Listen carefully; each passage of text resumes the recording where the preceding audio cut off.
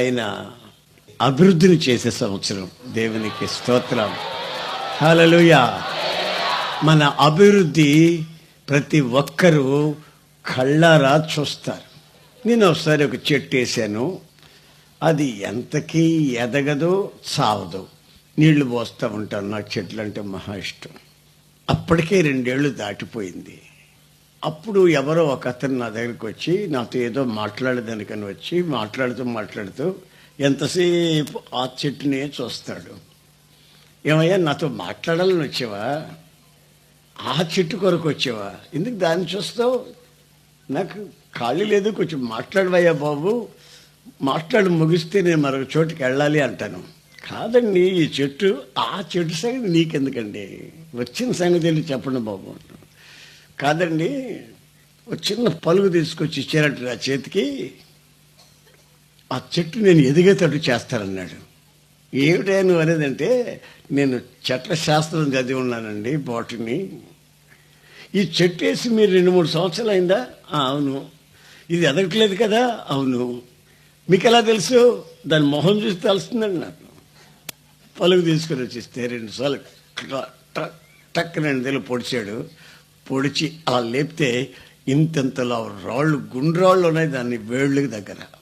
అవి ఎలాగ తీసాడు, 4-5 రాళ్ళు తీసి బయటపడేశాడు. ఇంకా ఉన్నాయో చెక్ చేశాడు, చూస్తే లేవు. ఇక చూడండి ఎస్ఆర్ గారు, మళ్ళీ నేను 6 నెలల్లో వస్తాను ఇటువైపు, చెట్టు ఎలా ఉండదో ఒకసారి చూడండి అన్నాడు. ఇది ఎదగాలనుకుంటే, అభివృద్ధి చెందాలనుకుంటే, పుష్పించాలనుకుంటే, ఇది పూతబట్టి కాయలు కాసి ఫలితం ఇవ్వాలనుకుంటే దీనికి చేయవలసిన కొన్ని పనులు ఉన్నాయండి. అవి చేస్తే కానీ ఇది పుష్పించదు, ఫలించదు. మన ఉద్దేశం పరిపూర్ణంగా మనం దీన్ని తీసుకొచ్చి ఇక్కడ నాటినటువంటి ఆ పర్పస్ నెరవేర్చబడదు గనుక అదేదో మనం చెయ్యాలి. అతను ఎప్పుడైతే ఆ చెట్ల శాస్త్రాన్ని బాగా చదివాన్నాడో, నేను ఆయన పిలుచుకెళ్ళి ఇంకో చెట్టు చూపించి దీని సంగతి కూడా తేల్చిన బాబు అన్న. మన జీవితంలో చాలా కాలం నుంచి ప్రభువుని నమ్ముకున్నట్టు, ప్రార్థన ఉన్నట్టు, చిల్లర మార్చి సందాలు వేస్తున్నట్టు, కూటాలు ఎక్కడ పెట్టినా అక్కడికి పోవడం రావడం, మనం అనుకుంటున్నాం రిలీజియస్ మైండ్ మంది, భక్తులమి అని. అయితే మన వ్యక్తిగత జీవితాన్ని ఒకసారి మనమే పరీక్షించుకుంటే, ఏమైనా ఎదిగామా, ఏమైనా వృద్ధి చెందామా, ఏమైనా అభివృద్ధి పథకం మనలో ప్రారంభమైందా, ఇతరులు దాన్ని గుర్తించగలిగిన స్థితిలో మనం ఉన్నామా, లేక అప్పుడు ఎట్టున్నామో ఇప్పుడు కూడా అలాగే ఉన్నామా, ఏమాత్రం ఎదుగుదల లేకుండా. విజయవాడ జంక్షన్ కదండి, అక్కడ రైల్వే స్టేషన్ కదా, పెద్ద స్టేషనే కదా. కొన్ని ఇంజిన్స్, ఓన్లీ ఇంజిన్స్, వాటిని సెంటింగ్ ఇంజిన్స్ అంటారు. వాటి పని ఏమిటంటే, ఈ పెట్టి తీసుకొని పోయి దీన్ని తగిలించడం, ఆ పెట్టిని తీసుకొచ్చి దీనికి తగిలించడం, ఇదే పని. స్టేషన్ దాటి మాత్రం ఎక్కడికి పోవు, స్టేషన్ దాటి పొరపాటున ఏ ఊరికి వెళ్ళవు. కానీ పొద్దున్న నుంచి సాయంత్రం వరకు ఆ సెంట్రింగ్ ఇంజిన్స్ మహా బిజీగా ఉంటాయి. ఒక్కొక్కసారి ఎక్కడికో వెళ్ళిపోతున్న ఉంటాయి, మొత్తం మీద ఎంత అక్కడే ఉంటాయి కానీ ముందుకు పోవు. అంటారు, ముందోళ్ళను పొడుస్తారు, వెనకోళ్ళను పొడుస్తారు, మోచేత్తో పొడుస్తారు, వాళ్ళ మీద ఎగురుతారు, వీళ్ళ మీద మొత్తం మీద కదిలి ఆత్మీయంగా ముందుకు మాత్రం పొరపాటుని వెళ్ళరు. ఇంకొక ఆత్మీయమైన మెట్టుని లేక ఆ స్పిరిచువల్ స్టాండర్డ్ని సంతరించుకొని దగ్గరగా వెళ్ళిపోదాం, క్రాస్ చేద్దాం, ఇంకొక మెట్టు పైకి వెళదాం అనుకున్నటువంటి ఆ ఆలోచన మాత్రం ఉండదు. కానీ అరుపులు మాత్రం ఉంటాయి. ఇతరులని వాక్యం అన్నీ ఒకళ్ళు అరిచి అరుపులు ఉంటాయి. ఇతరులు కళ్ళు మూసుకుని ప్రార్థన చేసుకుంటే పెడా కొడతారు. ఏంటంటే ఆత్మ వచ్చేసింది అంటారు. మనం నీకు ఆత్మ వస్తే మా మొహాలు బాలుగొట్టాలా? అట్లాంటి పనులు చాలా ఉన్నాయి. కానీ ఆత్మలో ముందుకు వెళ్ళిపోతున్నారా లేదా పరీక్ష చేసుకోవాలి మనం కూడా. ఒక రోజున మా ఇల్లెక్కి ఒక కోడి పెట్ట పెద్ద గోల్ చేస్తూ ఉంది. కోడి ఎర్రి కేకలేస్తూ ఉంది, గుడ్డు పెట్టినట్టుంది. ఎక్కడుందో చూడరా గుడ్డు అంటే నేను గుడ్డు తీసుకొచ్చినా కానీ అది అరుస్తూనే ఉంది. నేను అనుకున్నాను, ఇదేమైనా 10 రూపాయల గుడ్డా దానికి ఇంత అరుపులు అరిచింది ఏమిటి అని నేను అంటున్నా. మా నాన్న అంటాడు, అది ఎందుకు అరిచిందో నాకు తెలుసులేరా అన్నాడు. ఈ సంవత్సరం ఆయన అంటాడు, మిమ్మల్ని నేను అభివృద్ధి చేస్తాను. దేవునికి స్తోత్రం. దేంట్లో? దైవ జ్ఞానంలో అభివృద్ధి, ఆత్మీయ స్థితిలో అభివృద్ధి, బైబిల్ చదువుకునే విషయంలో అభివృద్ధి, మీ వ్యక్తిగత జీవితంలో ఉపవాస ప్రార్థనలు చేయడంలో అభివృద్ధి, మీ పిల్లల జీవితాల్లో ప్రతిదీ అభివృద్ధి పథకంలో చూస్తావే కానీ వాళ్ళు క్షీణించిపోవటం నీ కళ్ళాలను చూడలేవు. చూసేదానికి ప్రభు ఛాన్స్ ఇవ్వడు. వాళ్ళని అభివృద్ధి చేస్తూనే నీకు చూపిస్తాడు. ఆయన వాగ్దానం ఇచ్చి మార్చుకున్నటువంటి దేవుడు. దేవునికి స్తోత్రం. Praise the lord. Hallelujah, hallelujah. యెషయా 40:29 వాక్యం. సొమ్మసిల్లిన వారికి బలమిచ్చేవాడు ఆయనే, శక్తిహీనులకు బలాభివృద్ధి కలుగజేయవాడు ఆయనే. సొమ్మసిల్లిన వారికి బలం ఇస్తాడట ఆయన. ఎవరయ్యా ఆయన దగ్గర నుంచి బలం పొందేది అని మనం గమనించినట్లయితే, ఆయన కొరకు ఎదురు చూస్తూ ఉన్న వాళ్ళ కొరకు. కొందరు మనుషుల కొరకు ఎదురు చూస్తారు, కొందరు డబ్బు కొరకు ఎదురు చూస్తారు, కొందరు జీతం కొరకు ఎదురు చూస్తారు, కొందరు పెన్షన్ కొరకు ఎదురు చూస్తారు. ఒక్కొక్కరు ఒక్కొక్క ఎదురు చూపులు చూస్తూ ఒక్కొక్క విషయంలో ఎదురు చూపులు చూస్తూ ఉంటారు. అదే ఆలాపనలో ఉంటారు, అదే ఆశల్లో ఉంటారు.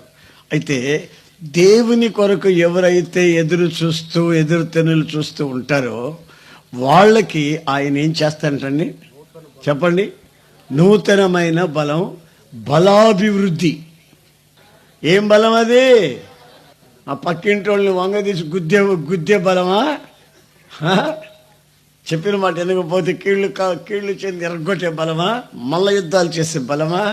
జుట్టు పట్టుకున్న కిందకి వంగదీసే బలమా? ఎట్లాంటి బలం ఇస్తాడంటే, ఆత్మీయంగా నీ కాళ్ళు తడబడకుండా, నీ కాళ్ళు సచ్చుబడకుండా, నీవు జారిపోకుండా, ఆత్మీయంగా దేవుని సన్నిధిలో నువ్వు నిలబడగలిగిన ఆ ఉన్నతమైన శక్తిని ఆయన నీ జీవితానికి ప్రసాదిస్తాడు. ఆమేన్, హల్లెలూయా. ఒకప్పుడు బలం ఉంది, ఒకప్పుడు బలం ఉన్నది, కానీ ఇప్పుడు బలహీనుడయ్యాడు. ఒకరోజు అంటాడు, రాజు ఎదుట నిలబడి, రాజా నేను ఎవని సన్నిధిలో నిలబడ్డానో నీకు తెలుసునా? ఇదిగో నా మాట అంటే ఏమనుకున్నావు? నేను నా దేవుని సన్నిధిలో నిలబడిన వాడిని. నా మాట అన్నానంటే అది అలాగే జరుగుతుంది. వర్షం రమ్మంటే వస్తుంది, ఆగమంటే ఆగిపోద్ది. అగ్నిని కురవమంటే కురుస్తుంది, ఆగమంటే ఆగిపోద్ది. అంతటి మాట కలిగి, బలమైన మాట కలిగిన వాడిని. ఎందుకు? ఆయన సన్నిధిలో నిలబడ్డాను గనుక అని రాజు ఎదుట భయపడకుండా సవాలుగా మాట్లాడాడు. ఆమేన్, ఆమేన్. ఆయన భార్య సంగతి ఈయనకు బాగా తెలుసు. ఆయన భార్య ఎవరో తెలుసా? యెజబెల్. భయంకరమైన మనిషి. రాజుగారు కొంచెం మెత్తగా ఉన్నా ఆ మనిషి మహామూర్ఖురాలు. మనిషిని దొంగ సాక్ష్యాలు చెప్పించి నడివీటిలో ముక్కలు ముక్కలుగా నరికించగలిగినటువంటి ధైర్యశాలి, భయంకరమైన మనిషి. అంతటి పౌరుషం కలిగిన ధైర్యశాలి అనే మనిషి అక్కడ ఉందన్నా కానీ ఏమీ భయపడకుండా ధైర్యముగా సవాలుగా మాట్లాడాడు. చివరికి ఏమైంది? ఆ పాడు మనిషి ఒక ఉత్తరం రాసింది, చంపేస్తాను నిన్నని. ఇంకేమీ లేదు, SMS, చంపేస్తాను నిన్ను. ఒకటే మాట. గడ్డలాడిపోయి వణికిపోయి, ఇంతటి బలమైన వాడు బలహీనుడైపోయి ప్రాణాన్ని కాపాడుకోవాలని ఈ ఏలియా ప్రవక్త పరిగెత్తి పరిగెత్తి పరిగెత్తి పరిగెత్తి పరిగెత్తి పరిగెత్తి ఒక చెట్టు క్రింద ఏం చేశాడో తెలుసా? పడుకోలా, ప్రార్థన చేసి పడుకున్నాడు. ఏమని ప్రార్థన చేశాడు? ప్రభువా, తండ్రి, ఇక నా బ్రతుకు సాలు. ఎందుకు బతకాలయ్యా? నేను బతుకి ఏం ఉద్ధరించానయ్యా? నేను బతికి ప్రయోజనం ఏమిటి అని మరణాపేక్ష కలిగిన వాడే, చస్తా నేను బతకనా, చంపేయ్ అని వెర్రి కేకలేస్తున్నాడు. నేను అక్కడ ఉంటే ఏమనేవాడిని తెలుసా? సంపుతాను, నా దగ్గరేమో పారిపోయి వచ్చావు. ఈ అడవిలో చంపేవాడు ఎవడు లేడు, నిన్ను ఇక్కడ చంపేయి అనకపోతే ఏమైంది? భార్య భర్తల మధ్యలో కొట్లాట వచ్చింది. చెరువులో దూకి చస్తా అంట పరిగెత్తింది. అటు పరిగెత్తిన వెంటనే చినుకులు పడ్డాయి. ఇంటికి మళ్ళీ పరిగెత్తుకొచ్చింది. రే పెద్దడా గొడిగి, నేను చెరువులో దిగి సవాలు రాదింది. అమ్మ, చెరువులో దిగి సచ్చేదానికి గొడిగేందుకు అమ్మ అన్నాడు వాడు. తల తడిస్తే ఆరదరా. ఇట్లుంటాయి మన వ్యవహారాలు. ఆ గొలుగుతో కొండ మీదకి వెళ్ళే దారిలో అటువైపు ఇటువైపు ఇళ్ళు ఉన్నాయి. ఆ ఇళ్లలో వాళ్ళకి ఒక అలవాటు, ఆచారం. ఏమిటి వాళ్ళ ఆచారం అంటే, సిలువను మోసుకుని వెళ్ళే వ్యక్తిని ఒళ్ళంతా కొట్టేస్తారు కదా, రక్తగాయాలు అయిపోతాయి కదా, బలమైన సిలువను మోస్తూ తీసుకెళ్ళిపోతారు కదా.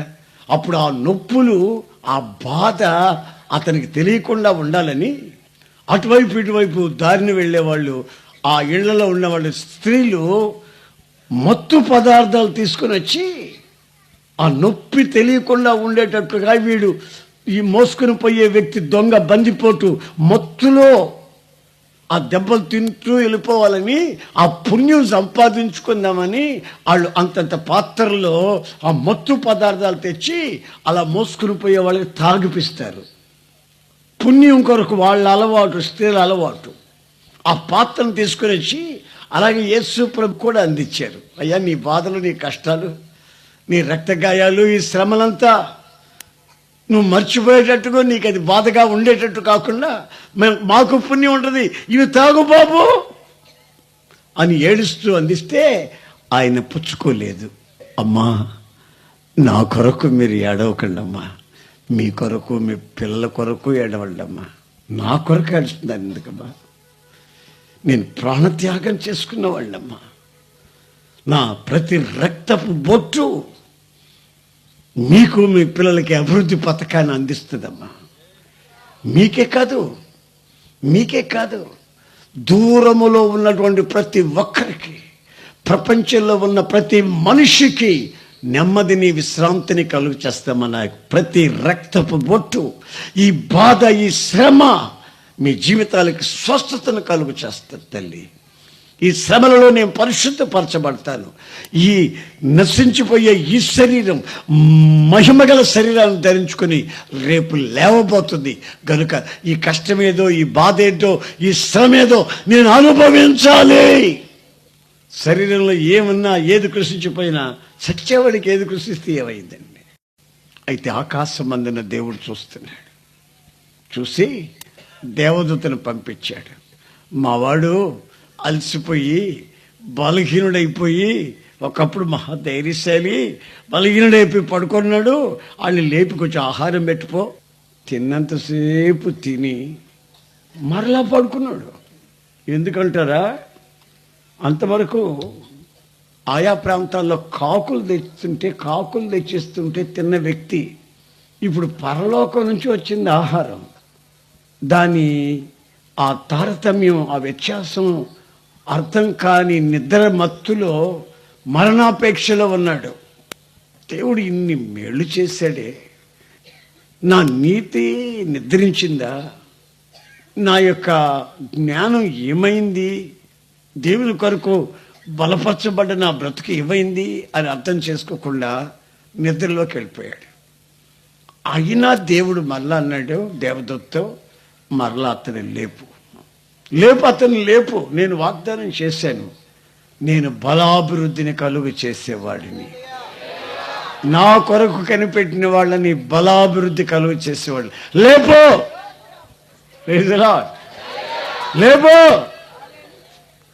లేపిన తర్వాత మరలా దేవుని ఆహారం తిన్న తర్వాత ఇప్పుడు లేచాడు పైకి. బైబిల్లో రాయబడిన మాట ఏమిటంటే, ఆయన తినిన ఆహారపు బలము చేత 40 రాత్రి మగళ్ళు నడిచాడట. దేవునికి స్తోత్రం. ఎంత దూరం నడిచాడు? 40 రాత్రి మగళ్ళు నాన్ స్టాప్. ఇంతవరకు ఏ మనిషి నడవలేదు పాదయాత్రలో. రాత్రులు, పగలు నడిచేవాళ్ళు, రాత్రి ఎక్కడన్నా దగ్గర ఆగిపోయేవాళ్ళు. మళ్ళీ తెల్లవారుజామున మళ్ళీ బయలుదేరేవారు పాదయాత్రకి. అయితే దేవుడిచ్చిన ఆహారాన్ని తిన్నటువంటి ఈ దైవజనుడు 40 దివారాత్రములు ఎక్కడ ఆగకుండా బయలుదేరి ఆ బలము చేత నడిచిపోతున్నాడు. అంటే బలం కాదది, అది బలాభివృద్ధి. దేవునికి స్తోత్రం.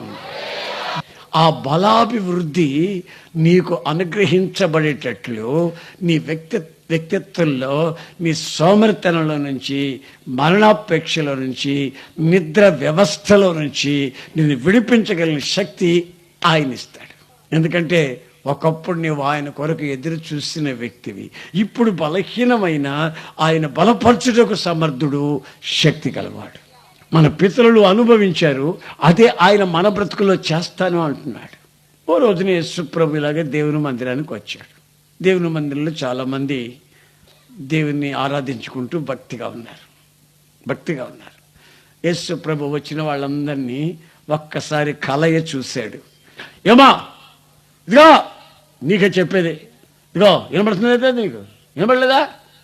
లేబాగే నీకే చెప్పేది, లేమంటుంటే అన్నాడండి. Praise lord. ఎప్పుడైతే అలా అన్నాడో ఒక ఆమె లేచింది. లేచి, ఏంటండి నన్నేనా అండి, పిలిచారా అండి అండి. సరే నిలబడా. నేను నిలబడలేనండి. ఏమైందండి నీకో? నన్ను గూందానండి. ఎన్నాళ్ళది నీకో? 18 ఏళ్ల నుంచి గూనండి. ప్రార్థనకు వస్తున్నావా? వస్తున్నానండి. ప్రార్థన చేసుకుంటున్నానండి.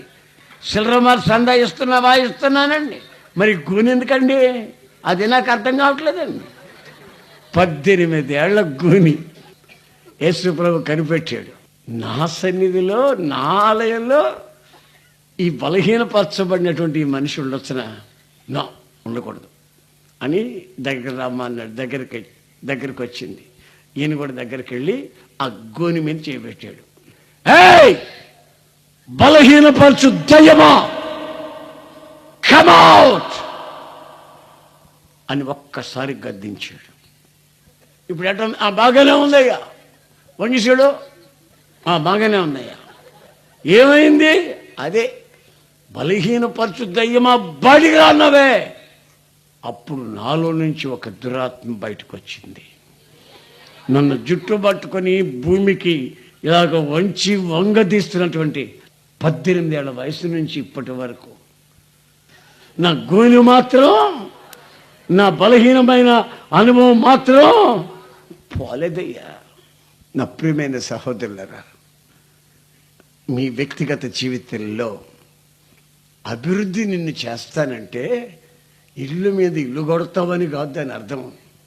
పొలం పక్కన నువ్వు 3 ఎకరాల పొలం కొంటావని కాదు అర్థం. అభివృద్ధి నిన్ను చేస్తానంటే ఇప్పటికే ఎంత లోపం ఉన్నావు, ఇంకో అభివృద్ధి చేస్తే ఎంత అవుతావు?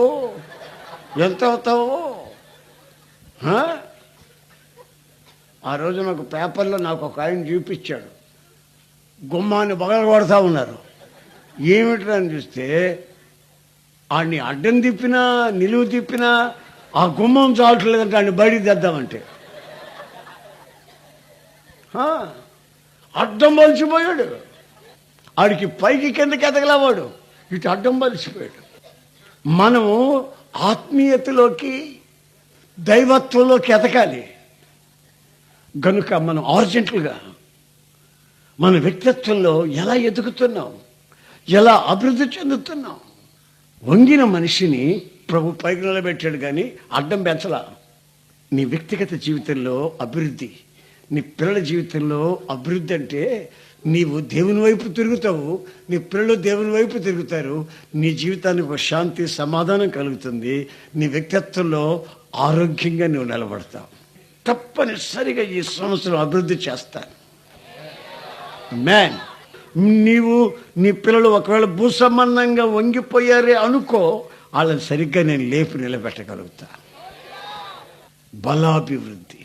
నా మాటని ఒక్కసారి దండం పెట్టి చెప్తున్నా, ఈ సంవత్సరం మిమ్మల్ని అభివృద్ధి పరిచే సంవత్సరం ఇది.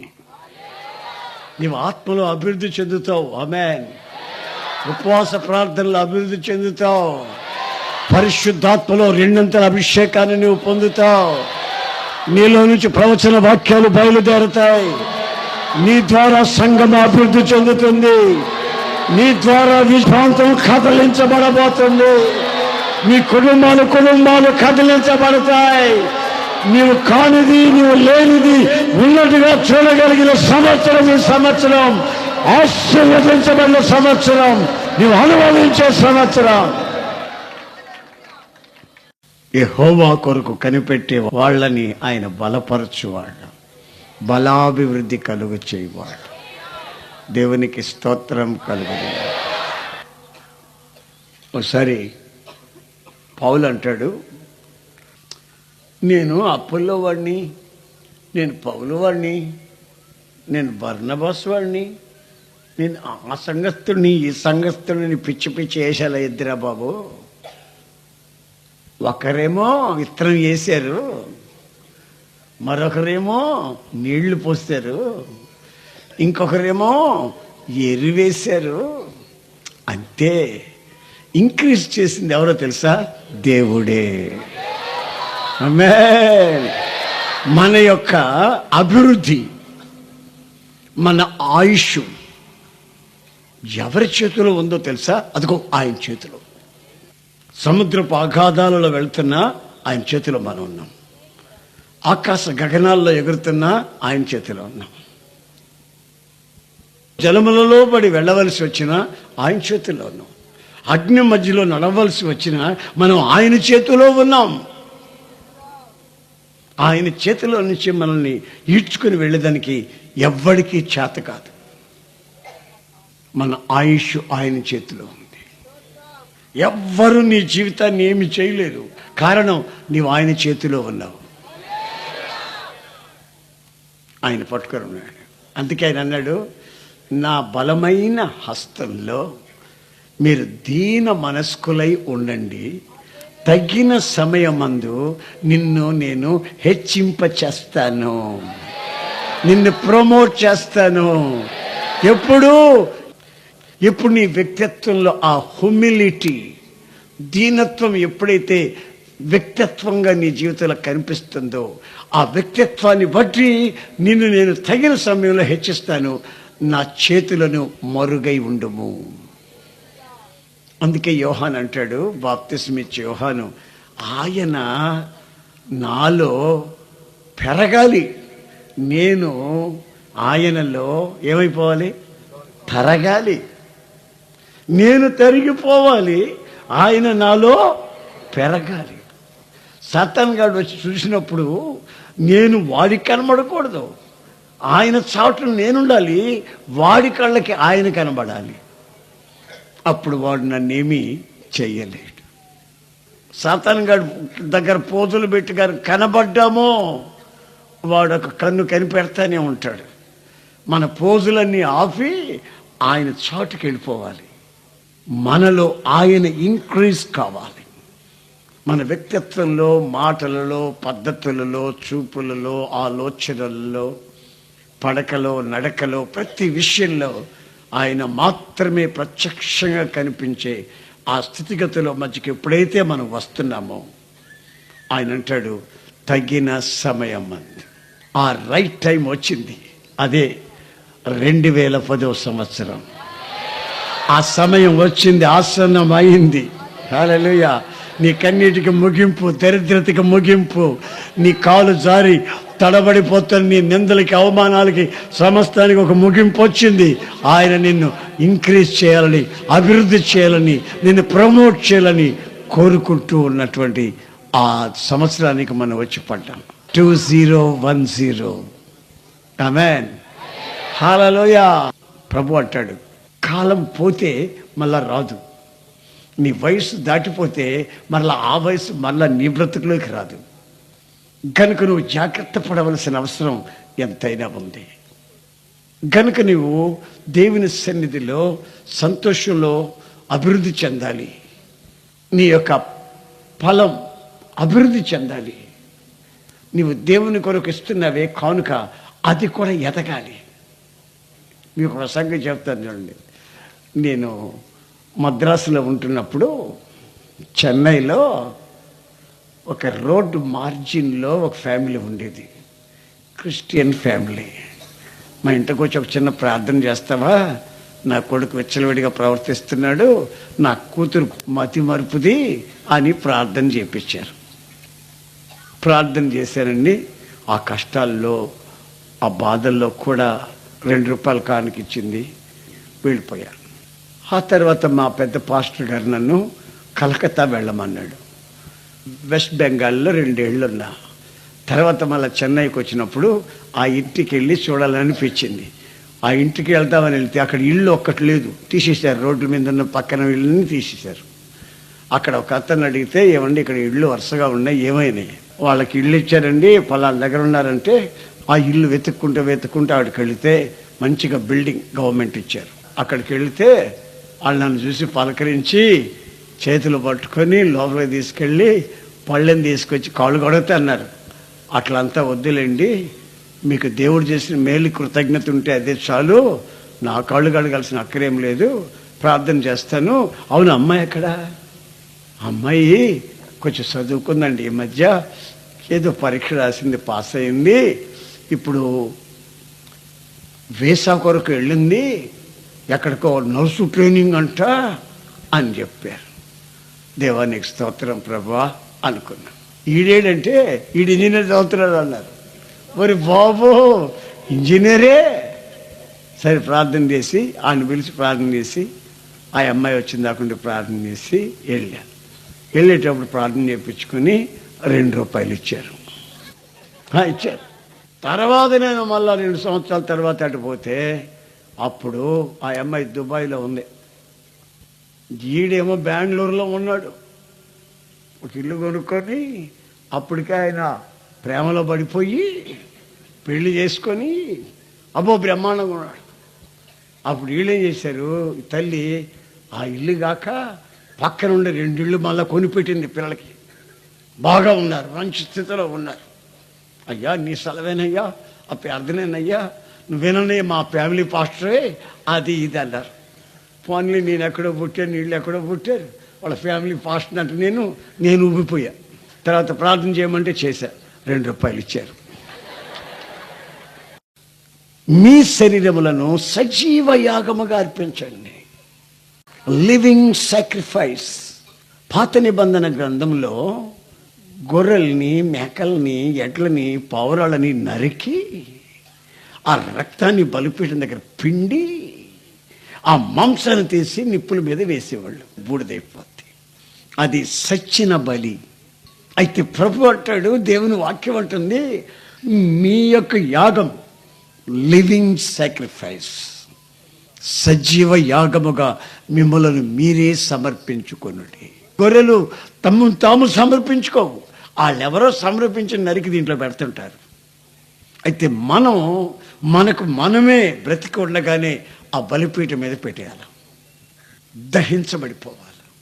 ఆ బలిపీఠం మీద నుంచి బూడిదైన తర్వాత ఆ బూడిదని తీసి వెయిట్ చూస్తే 2 కిలోల బూడిద కూడా అవ్వవు. ఆ బూడిదంతా తీసి అని అంటే ఆ బూడిద కూడా గాలిలో కలిసిపోద్ది. కానీ నీ ఆత్మ అక్కడ ఉంటుంది, నిత్య జీవాన్ని అనుభవిస్తూ ఉంటుంది, ఆయనతో ఉంటుంది. హల్లెలూయ. ఆత్మకి చావు లేదు, అది బూడిద కాదు, అది అక్కడ ఉంటుంది. ఆయన అంటాడు సజీవ యాగముగా అర్పించండి. సజీవ యాగం అంటే మరొక అర్థం ఉంది, అదేంటంటే సజీవమైన దాన్ని దేవునికి ఇస్తే అది ఎదుగుతూ ఉంటుంది. ఆమె 8 ఏళ్ల క్రితం 2 రూపాయలు అయితే తర్వాత అది ఎంత అవుతుంది? 5 రూపాయలు అయింది. ఆ తర్వాత అది ఎంత అవుతుంది? 10 రూపాయలు అయింది. ఆ తర్వాత అది ఎంత అవుతుంది? ఎదుగుతూ ఉంటుంది. నీ కానుక ఎదుగుతూ ఉంటుంది, అభివృద్ధి. ఆమేన్. నీ వ్యక్తిత్వంలో అభివృద్ధి. ఒక భాగం కాదు, ఇది అడ్డం పెరగడం కాదు.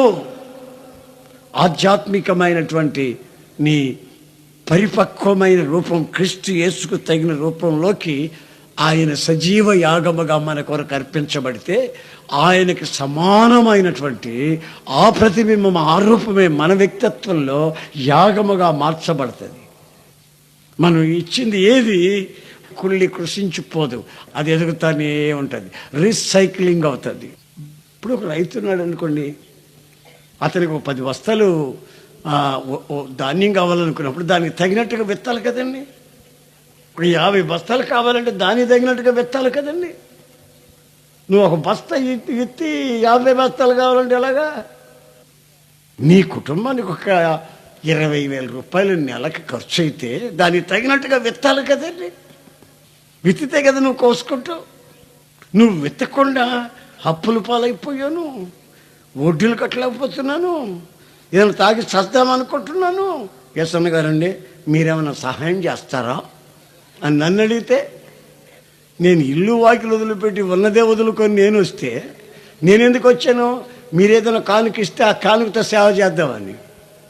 నాకెవరన్నా దొరలు ఉన్నానండి, నెల ఆదాయం ఉందండి, ఫిక్స్డ్ ఇన్కమ్.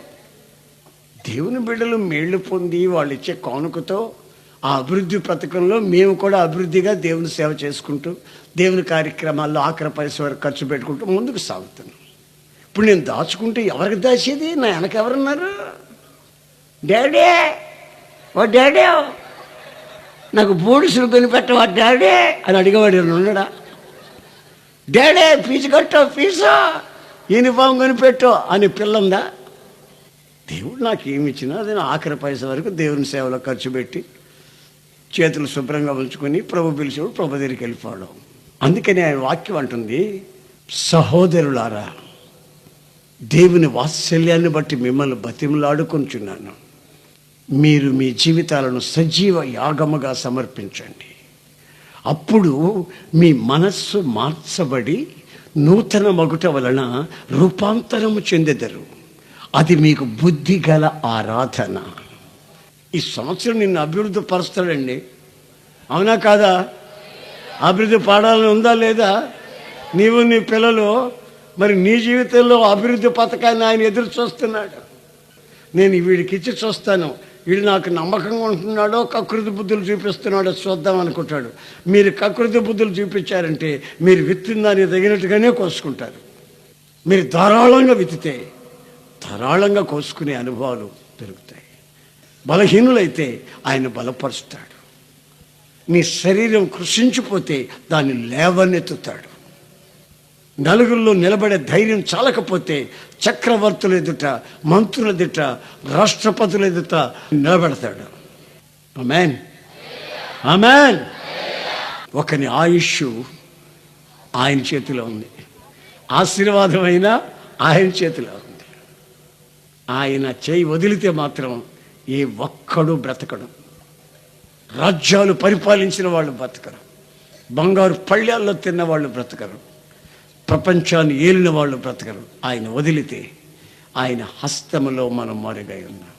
అందుకే అంటాడు, నాలో మీరు వేరుపారి స్థిరపరచబడి అభివృద్ధి చెందండి, నా బలమైన చేతిలో మీరు మరుగై ఉండండి, తగిన సమయం అంద మిమ్మల్ని హెచ్చిస్తాను. తరలవచ్చండి, అందరు తరలవచ్చండి, ప్రార్థన చేసుకుందాం. మన కొరకు ప్రాణత్యాగం చేసిన యేసయ్యని, ఆయనే మనకు ఆలాపన, ఆయనే మనకు ఆరాధన. మనం మాట్లాడితే ఆయనే, తలంచితే ఆయనే, చదివితే ఆయనే, చూస్తే ఆయనే, మన చెవులకు ధ్వనించిన ఆలాపన ఆయనే, మన కలలో ఆయనే, మెలకువలో కూడా ఆయనే. మన బ్రతుకంతా మన యేసు, యేసు. Thank you master. అందరు నోళ్ళు తెరిచి ప్రార్థన చేసుకోండి. నన్ను నా పిల్లల్ని అభివృద్ధి చేసేవాడివి చేస్తారన్నావు, మాట ఇచ్చి మార్చుకునేవాడివి కావు. ఈ సంవత్సరం నేను అభివృద్ధిని కళ్ళారా చూస్తాను, జీవితంలో చవి చూసి అనుభవిస్తాను. నడుము వంగిన మనిషిని లేపి నిలబెట్టావు. మరణాపేక్షతో అడవిలో పడిన వాణ్ణి 40 దివారాత్రములు బలపరిచి నడిపించావు. ప్రవక్తలను, రాజులను అభిషేకించవలసిన ఏలియాని బలపరిచావు.